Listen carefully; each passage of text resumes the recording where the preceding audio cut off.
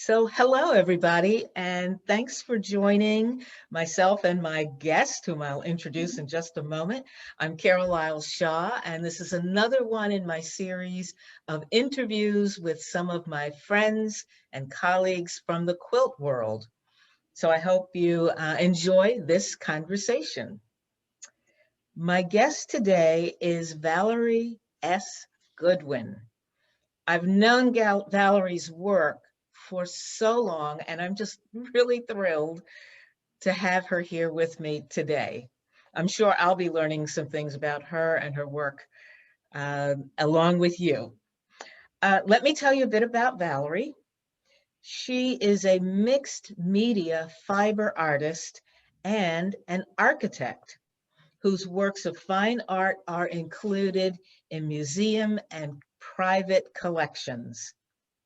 Most of her work is inspired by a love of aerial views of landscapes and cities, and many of her quilts are based on maps. She has published a wonderful book called Art Quilt Maps, and it's a visual guide to her process of making these wonderful collages. So I hope that you will check out her book. Valerie's art has moved through various stages from traditional quilting to an interest in abstract expressionism, and currently she is inspired by real and imaginary landscapes and cities. In some cases, her work shows an architectural sense of space with an archaeological perspective. I can't wait to learn more about that. In others, the network of the city and its built form is more prominent. These compositions work on several levels from close up and far away, as if one was looking at it from above.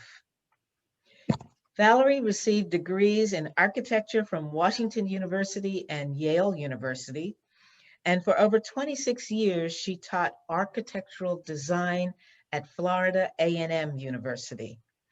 Her award-winning work has also been widely published and exhibited, and she currently gives lectures and workshops nationally and internationally.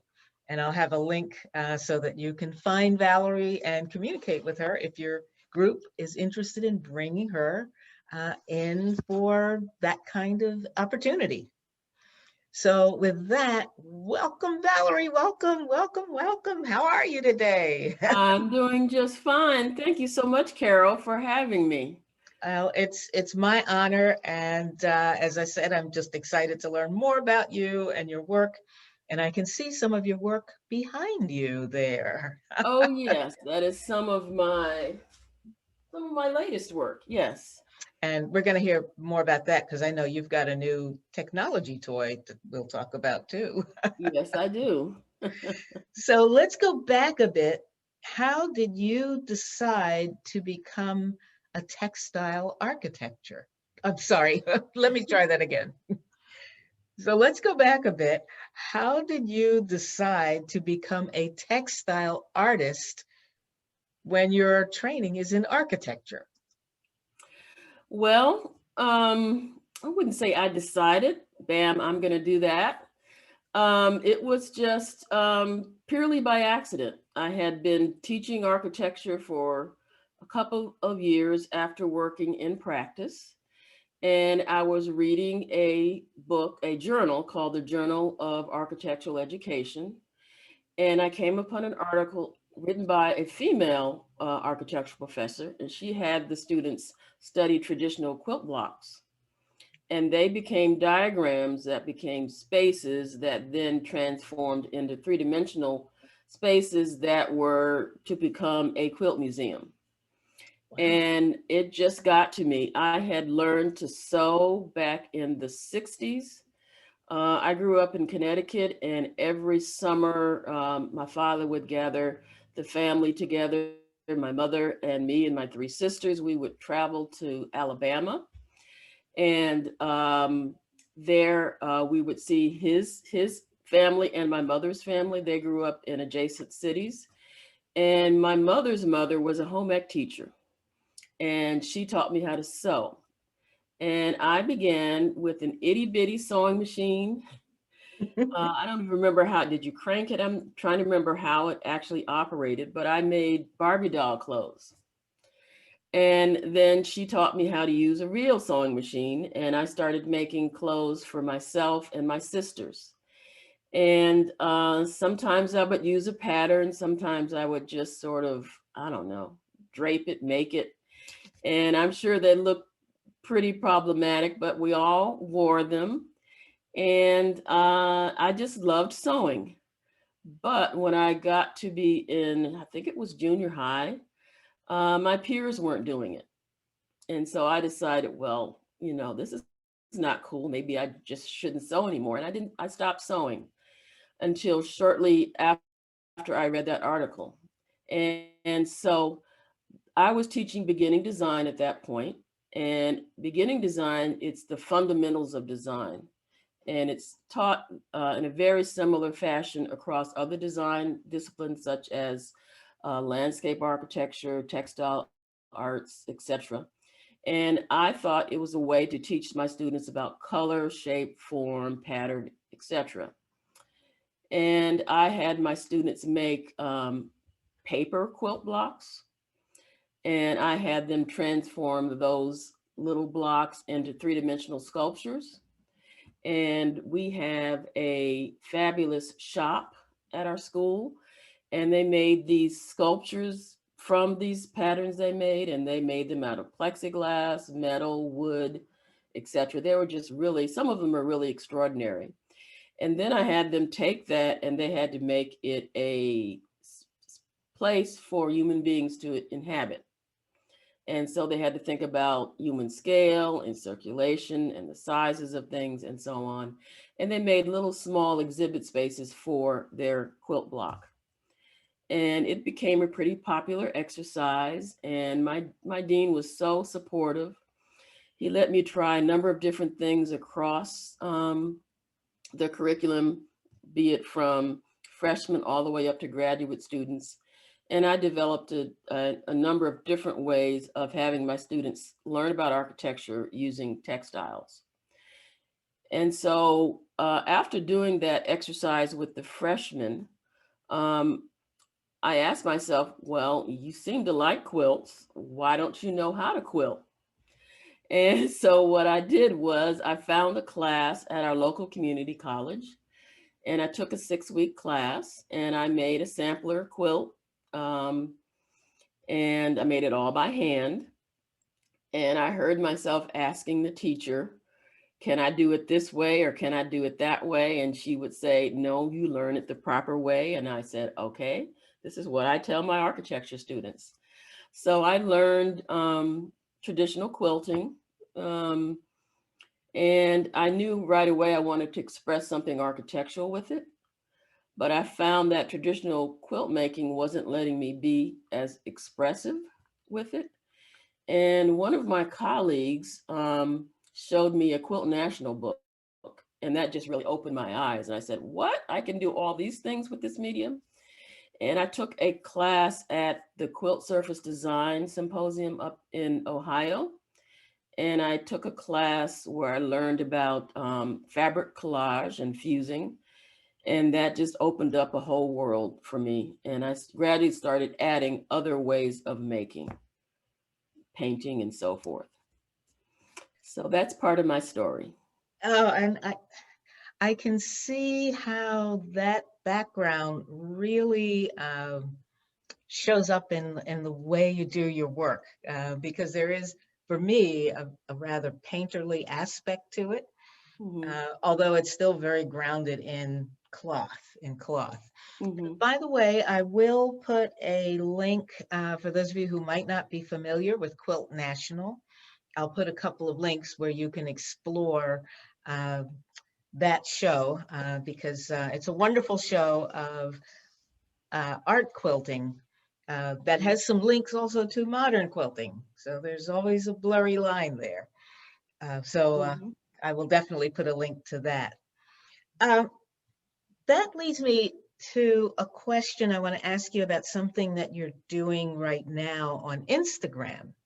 Okay. Every week, I notice you have a theme and you post images around Mhm. that theme. Tell us your inspiration for that and what's your purpose for that series? Um, Now that started organically as well. I guess that happens for everybody, really, things that they're really interested in. But when Pinterest first started, I recognized that it would be a way for me to catalog things that inspire me.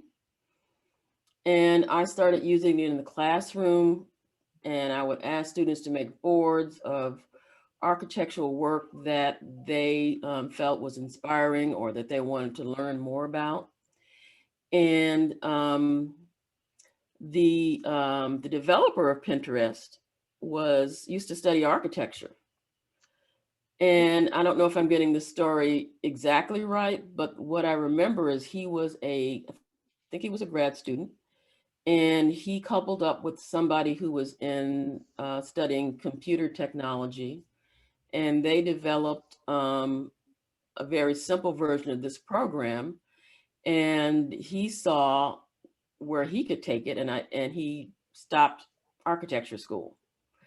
And so he saw what I was doing, and he reached out, and we had a couple of different email conversations. And after that, there was an article that was written. I think it was, I forget what the venue was, but after that, I had like maybe 15,000 followers.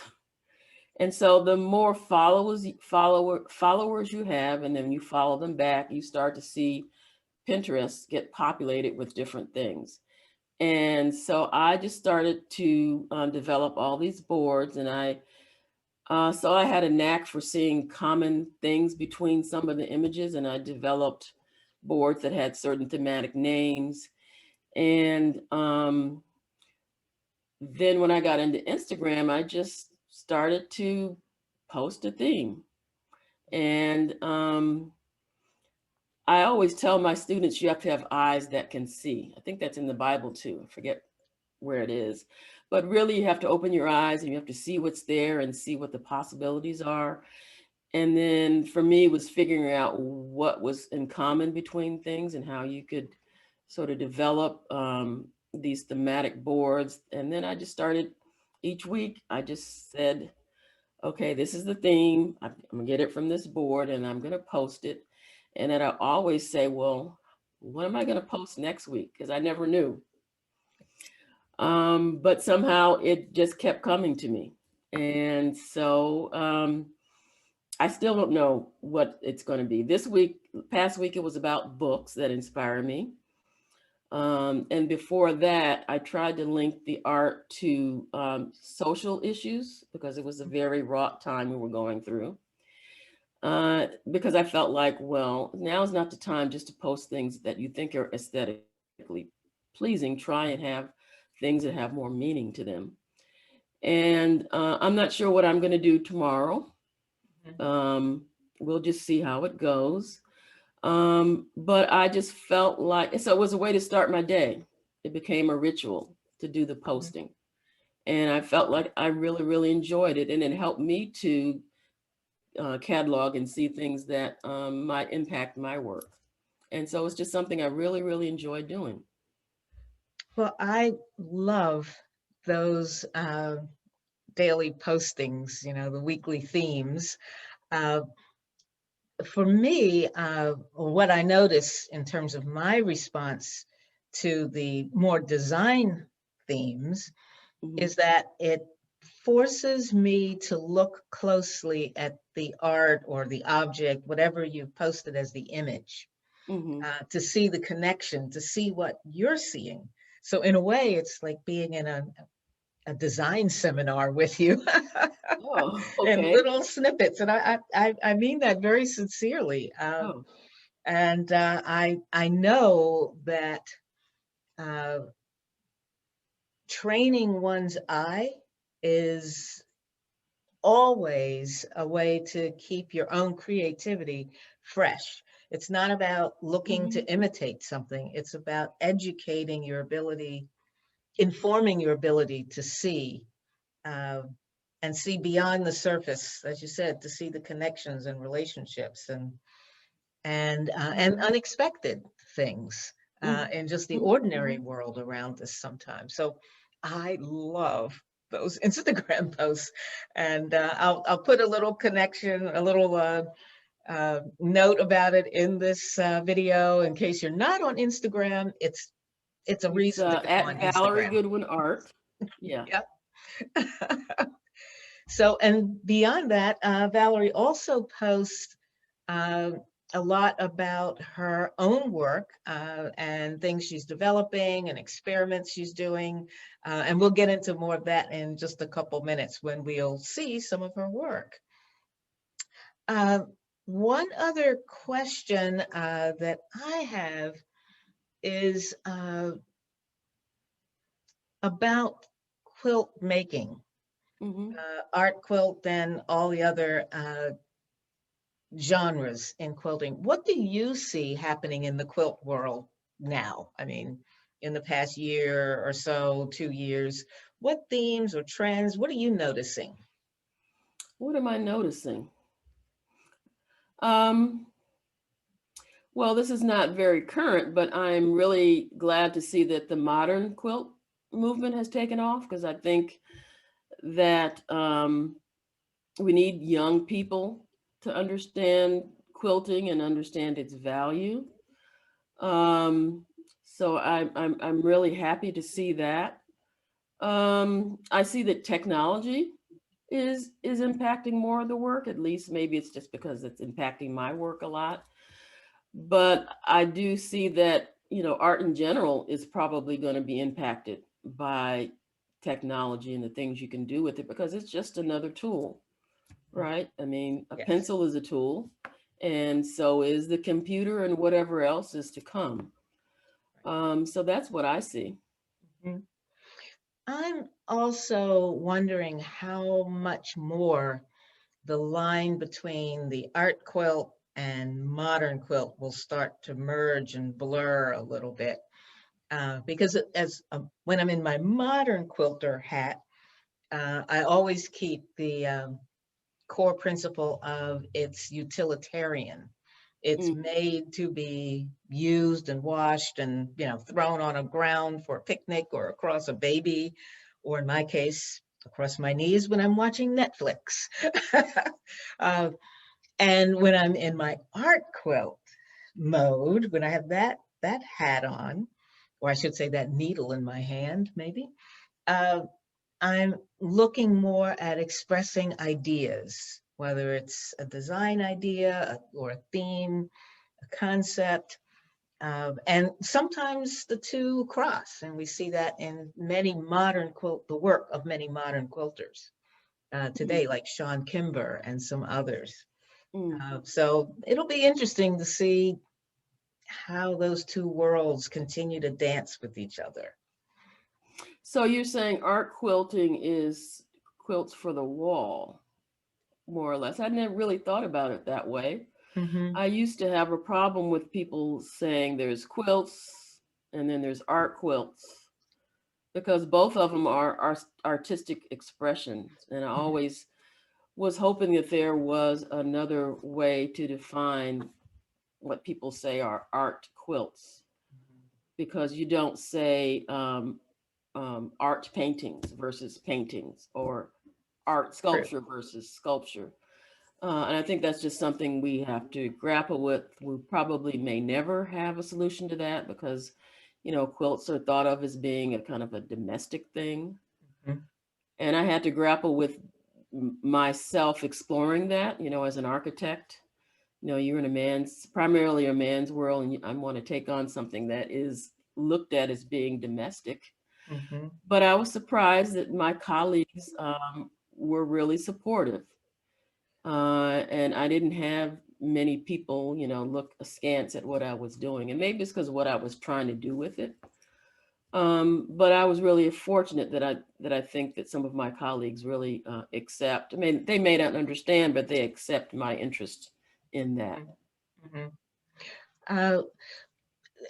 I'm so with you on your thoughts there, and I think it's also about craft versus fine art, and Yeah. quilts are craft.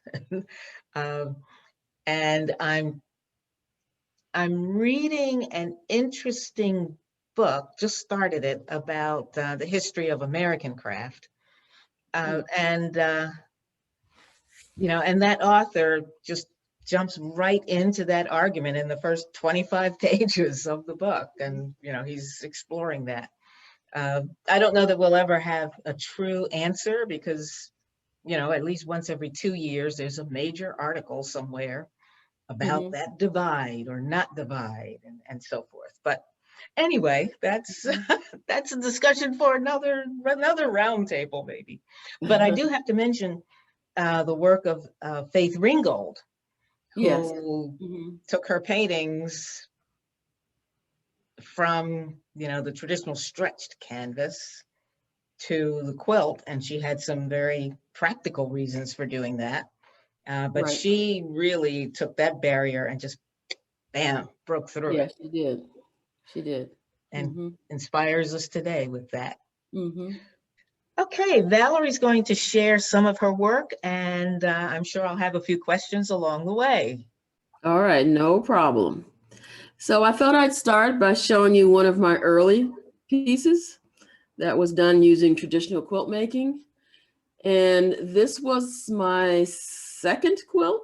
Yeah, my second quilt ever. It was in Paducah, and it was inspired by an aerial view out of a window, a crop circle that I saw.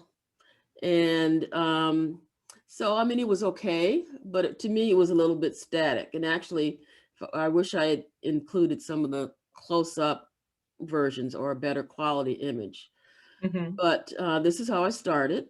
And then gradually, as I added other techniques such as mixed media and fabric collage, I started doing work that was more like, actually like this. And so this has no paint. The background, the gold and the cream, those were all, they were hand appliqued, and some of it is pieced. And then I started adding the lines and shapes on top. And the bigger lines are done using hand applique. And by that, I mean the black lines. But then the Yes. smaller the pieces are, the more I'm apt to do some fusing. And so this is sort of an abstract map. It's called City Grid.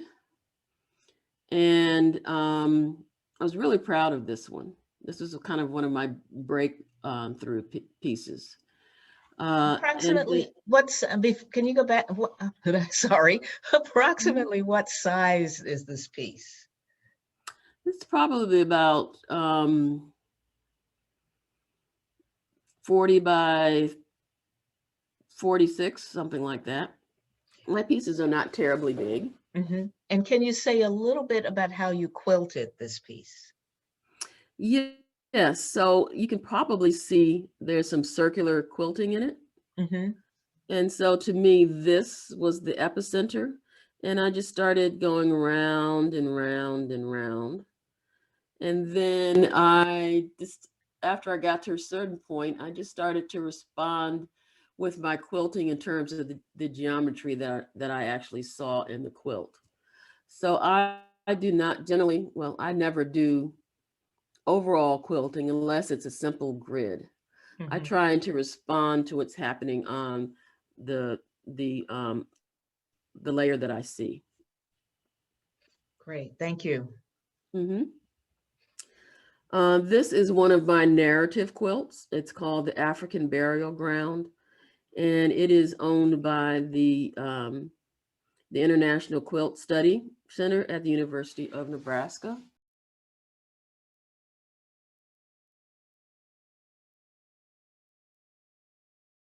And it's based on a real place in Lower Manhattan.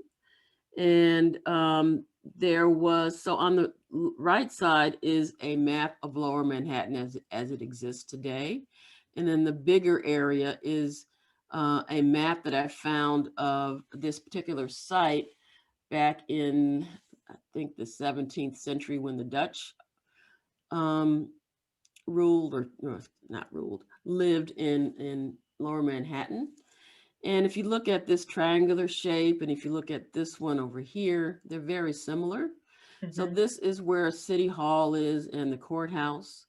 And back then, this is where the courthouse was. And the area in here is where the Dutch lived. And the slaves would work for the Dutch during the day. And then they would travel through this fence. It was called the Palisades fence. And I believe that now you even see that word in New York when you think about the Palisades Park. But anyway, there was a fence, and then there was actually a small pond, but this brown area is where the slaves buried their dead. And then they lived and farmed in this area here. And one of the reasons that the Dutch gave them this area was because the Indians lived to the north. And if the Indians wanted to attach the Dutch, they would have to first attack the slaves. And so at the bottom, you see kind of my rendition of, the loneliness of that grave site. Here in the back are sort of ghosted images of slaves.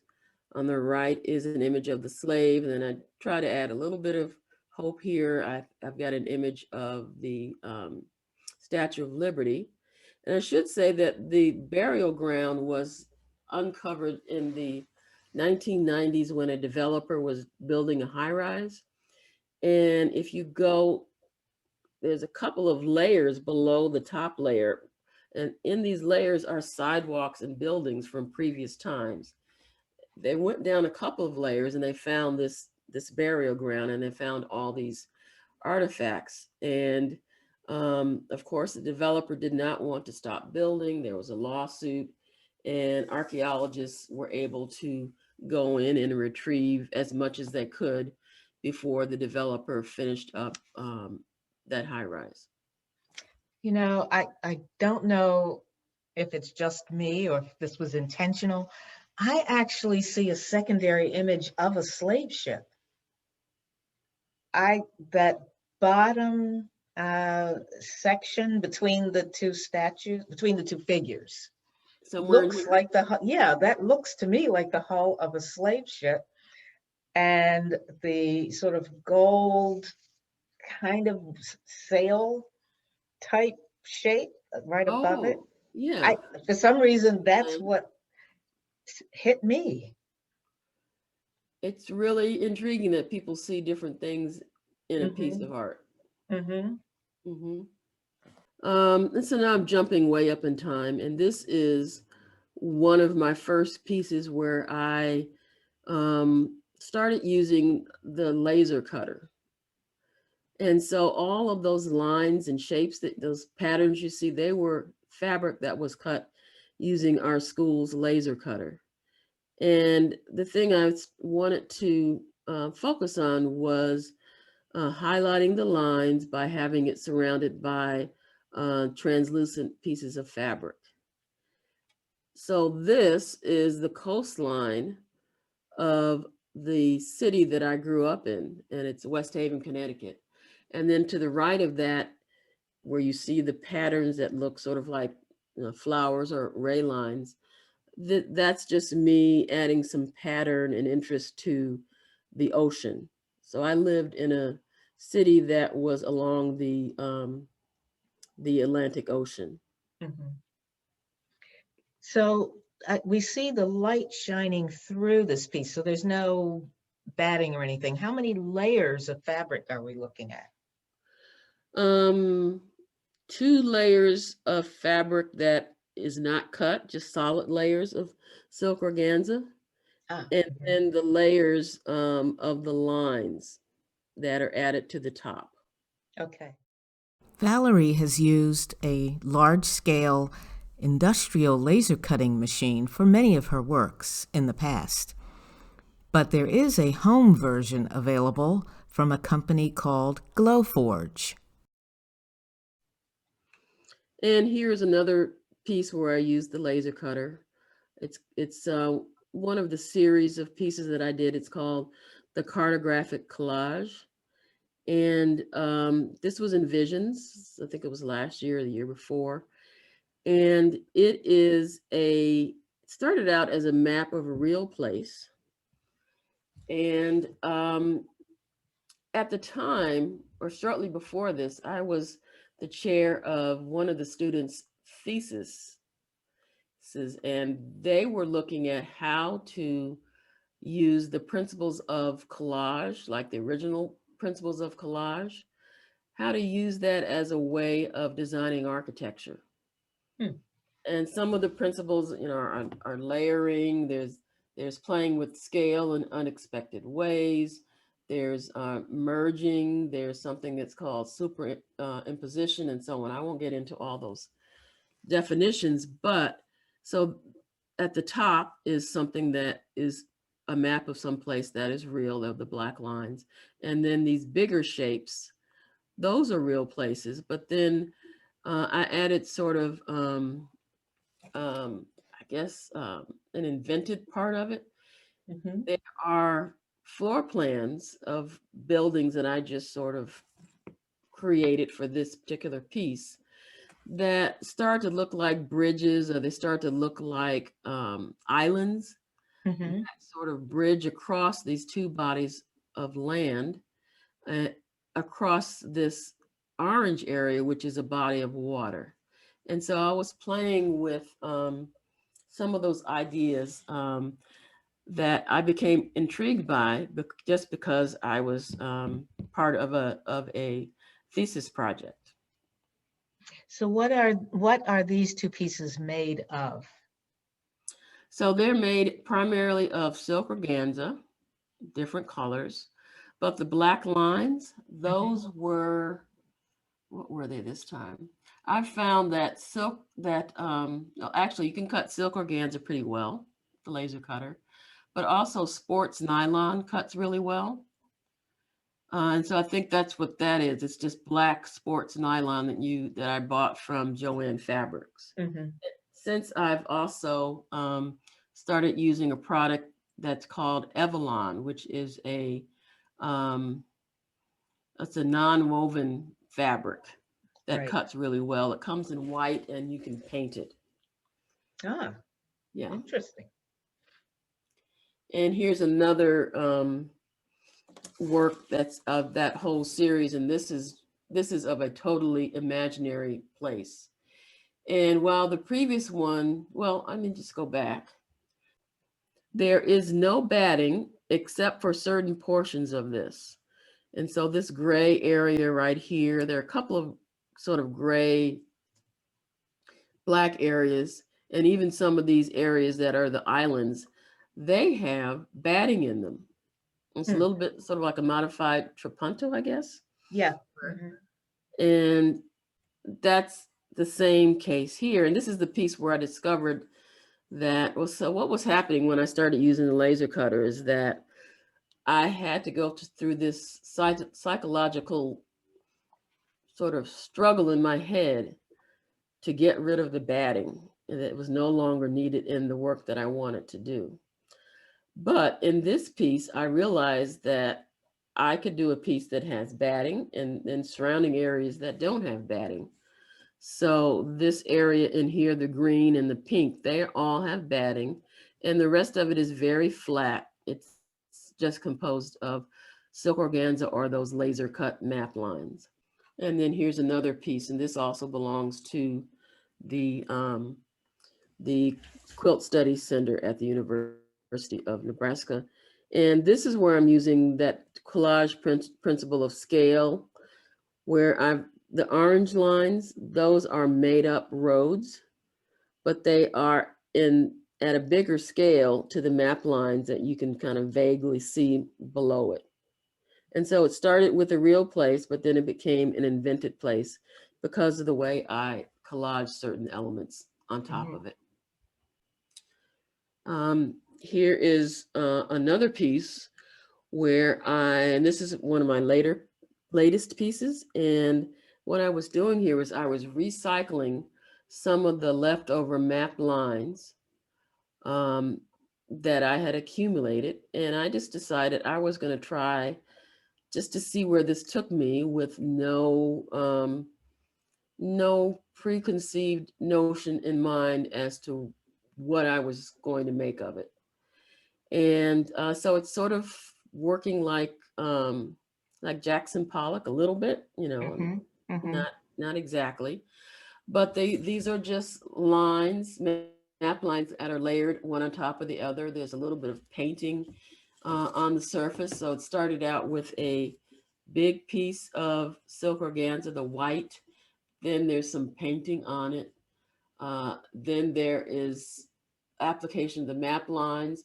Then I took the whole piece and put it on the laser cut bed, and I cut a shape into that whole piece, which was a little scary, but I said, this is a piece where I'm just going to experiment. So where mhm. you see the yellow, that Yes. was all cut away from the piece that had 2 or 3 or 4 layers of map lines on it. And then I added other layers on top of it until I felt like I had a pleasing composition. Wow.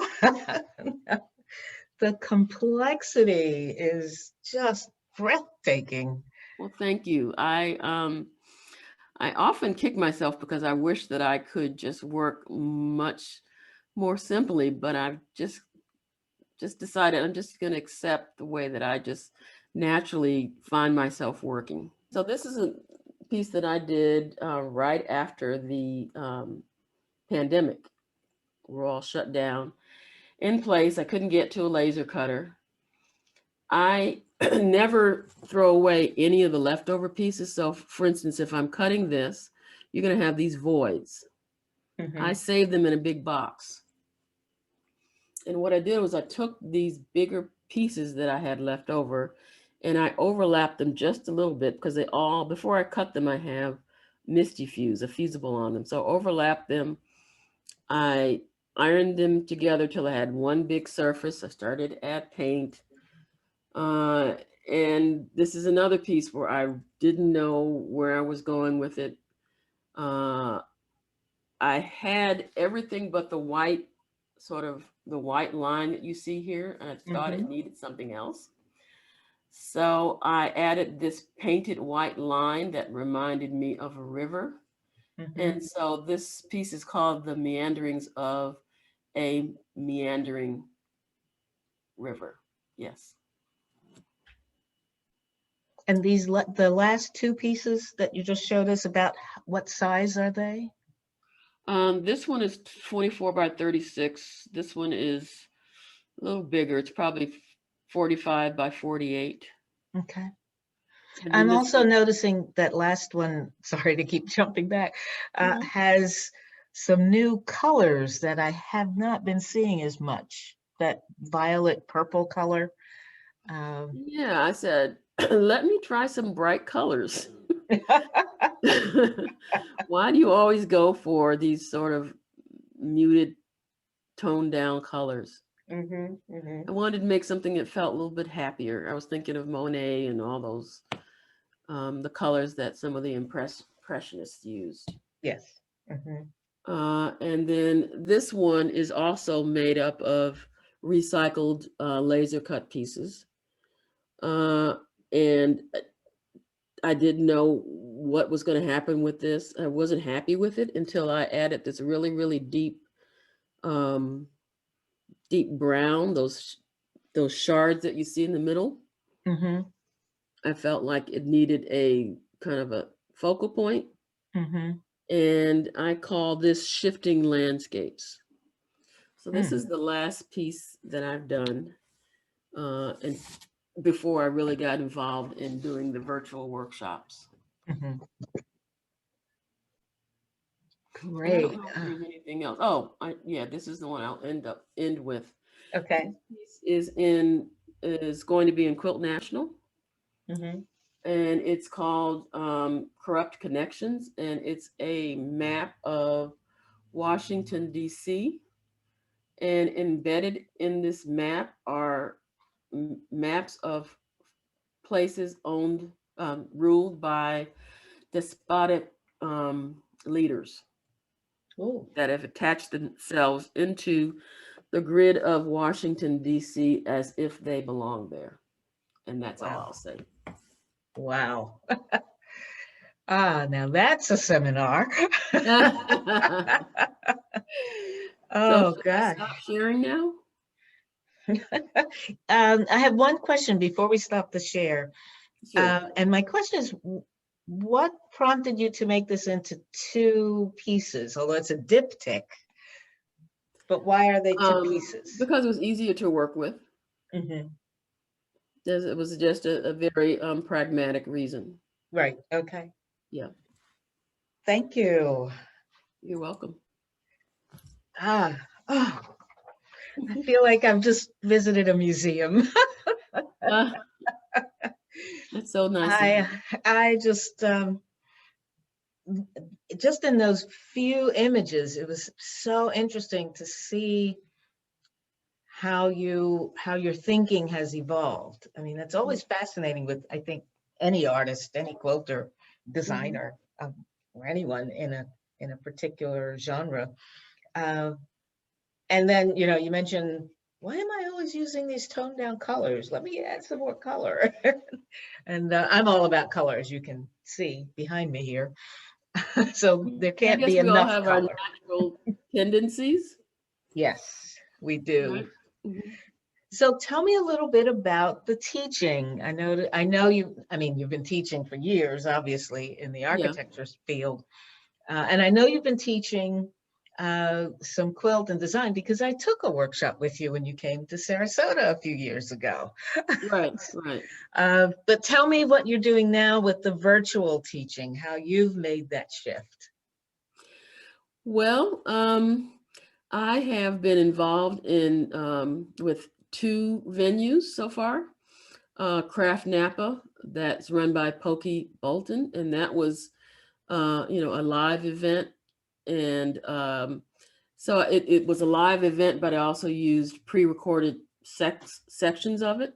Hmm. And then I just wrapped up doing a virtual workshop that was all pre-recorded uh, for the Stitch Club out of the UK.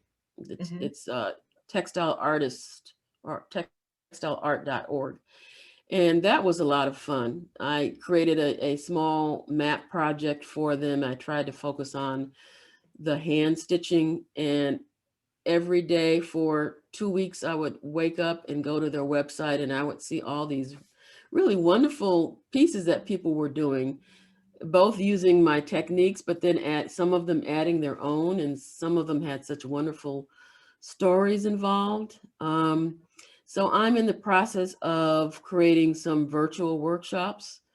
I will do virtual workshops for groups. Hmm. So I'll do live workshops, but I'm also working on recording some that will be on some of the bigger platforms. And Well, then I'll get back to making art because that's what's most important to me.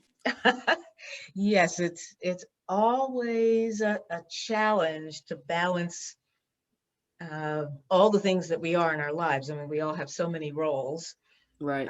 and but balancing, making our techniques or teaching, engaging with other people, is for many of us really life affirming. And Yeah. then you need time alone in the studio to experiment, to think, to try new ideas, go back to old ideas. Right. Yeah, that time is precious and we have to do it. Very, very true. Well, I want to hold up your book because I happen to have it right here with me. Um, and for those of you who are interested in learning more about Valerie's techniques, you can buy her book, and there's wonderful guidance right in the book if her workshop is not available to you as yet. But hopefully more of us will be able to take virtual workshops and eventually in-person workshops with Valerie as time moves forward. So thank you so much for being here today, Valerie. I enjoyed it. Oh, I enjoyed our conversation too. Thank you so much for getting me out of my shell and making me speak to you this way. It was really fun. You are a good host. Thank you so much. Thank you so much. And thank you everybody for watching. Please check out the other interviews in this series, and I will be adding 1 or 2 interviews probably every month going forward in 2021. I think that's the year we're in. So do subscribe to the channel and take care and keep making quilts and keep making art. Thank you again, Valerie, and bye-bye, everybody. Bye-bye.